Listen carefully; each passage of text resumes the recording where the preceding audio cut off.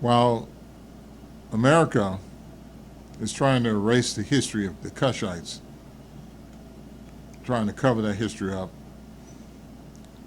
trying to take down pictures representing Cushite achievements, the Bible does not do such suppressing of the history of the Cushites. See, America and many of the European nations, if they would tell the true story of how they've dealt with the Cushites, it would be a history of discrimination, of abuse, violence, lack of justice, murder. They don't want that history told. But as Jesus said, everything that's covered up is going to be uncovered. It's not going to stay hidden. It's going to be revealed. The present condition we have of discrimination and the negativity toward Cushites, we can take it as something that is a result of the Catholic doctrine of discovery, which gave the Europeans the fake understanding or the fake news that they were divinely exalted, that they had the right to enforce their brand of Christianity on others, to enslave them, and to take over their land. That's why what happened in Nazi Germany and things of that nature. And you saw the Catholic Church right with them doing the Heil Hitler, supporting that evil. And so it was this Catholic Church, as Paul brought out, they'll be like wolves, and they'll not treat the sheep with tender affection. In fact, the Catholic Church turned the wolves on the indigenous people and Cushites by false teaching. But again, the Bible has nothing to do with that. It foretold those things would happen, but it also helps us to appreciate that it's evidence of those who are of the devil. When we go back to the beginning, we know, as the Bible shows, we came from the original man and woman, Adam and Eve. And we don't know if Adam and Eve, what their skin color was. Could have been white, could have been red, could have been yellow, could have been brown, could have been the most beautiful, darkest color of any African. It could have been. We don't know. All we know, we all came from Adam and Eve. Thus we're all related. After the flood, there was Shem, Ham, and Japheth. Ham was the one who went with saw his father's nakedness and didn't cover it and didn't avoid seeing it. And evidently Canaan had something to do with this. The Bible doesn't specifically say, but the curse went to Canaan, not to Ham. False teachers and white churches have said, "Cursed be Ham." The Bible doesn't say that. And because they said that, they felt they were legitimate in enslaving the Cushites. And that, of course, the Bible gave them no license to do. Now Cush, he had a son, Nimrod, who was the first one to start building kingdoms. And the Bible mentions him. The Egyptians were sons of Ham. They had a tremendous empire. The first great empire was the Egyptian Empire. The nation of Israel, Cushites were allowed everywhere. I mean, there were Cushites in the kingdom, and they had enjoyed one law for the foreigner and for the native. They enjoyed that privilege as Cushites, and they were attracted to coming to Israel because the temple and God's people were there, and they were welcomed as such.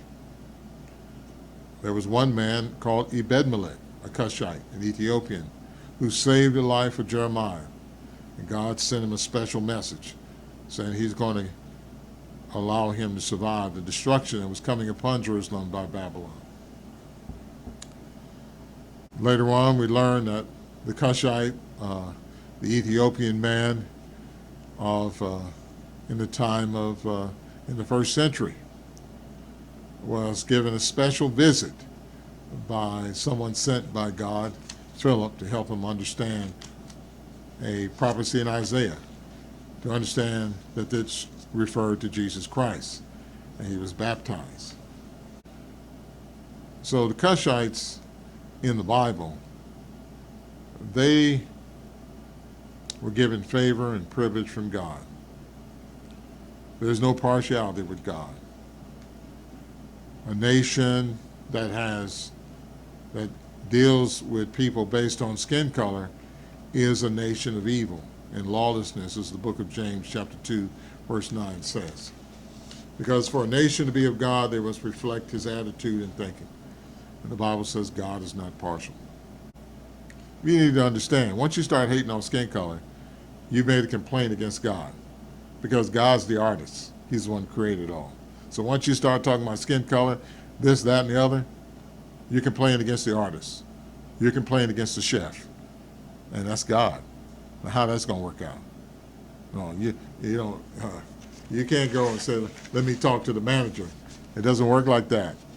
And you think it's going to work out fine? You don't question God. If he created it, it's good, it's fine. And that's how we know true Christians. They can meet the standard of having honor for all men, not the fake ones. They can't do that. They're too busy living by the flesh, too busy living by skin color. They see a skin color, oh, that's not good. They see white, oh, that's great. You can't be a Christian that kind of way. You can't be born again by the Spirit. The Spirit ain't working with you, because the Spirit reveals a different whole thinking, a whole different world. And it's a world where as long as somebody's doing the will of God, that's your brother, sister, that's your family. You're there for them. And it's real. That's a whole different way of living. The majority of people today have no concept of that type of life. And that's not just whites that don't have no concepts, that do not have a concept. Cushites don't have a concept. They're too busy hating each other. They're too busy joining with others that oppress fellow Cushites. They don't have no appreciation at all of it. They're living by the flesh. And the Bible says you live by the flesh, you're going to die. Jesus said, you'll know you by the love amongst you. That love means having honor for all men. Now, the household of God, that's the rules. You know, you go to a house and they say no smoking. Okay, no smoking. You go to God's house, there's a rule. Have honor for all men. How are you going to walk up in God's house and don't have honor for all men? Most people today, they look at a Cushite and they have no respect for them at all. And because of that, easily deceived. They cannot produce the fruits of the Spirit. They cannot get to that level. They cannot produce what Jesus requires of his servants. It reminds you of the man that was invited to the marriage feast. Jesus said the parable. He came in, but he didn't have the proper garments on. What did they do? Bowed him hand and feet, threw him out. That's what's going to happen to those that cannot show that honor to all men. So until you get out of your system this white, black, Hispanic, all that type of hatred, Asian, Korean, Japanese, Korean, Hutus, Tutsi, all that hatred, until you can't, it ain't happening. You ain't of the Christ. You can't get up in God's house. You can't get up in there. When you come in God's house, you got to show respect. And those that do have honor for all men, they're going to be able to join in this climb, this mountain climb, with all the nations together, beating their swords into plowshares, spears into pruning hooks. You're going to be joining right in line, enjoying all the conversation, going up to worship God in his highly exalted mountain of worship. No longer are they Cushites. No longer are they whites. No longer are they Japanese. No longer are they Koreans. No longer are they Hispanics. No, they leave all that behind, because as the Bible says, those that put faith in Jesus are children of Abraham. So if you're a child of Abraham, you're an Israelite. Now you become God's Israel. When God calls somebody Israel, that's what you are. He don't care about flesh or nothing. If God says you're an Israelite, that's what you are. You're an Israelite, because that's all that matters. But if you're really serious about this, you got to live by the Spirit, and the Spirit knows no one by the flesh, and it's not partial, and does not know anyone by skin color, but if you're doing the will of the Father, that's my brother, sister, mother, and with all men, they show honor.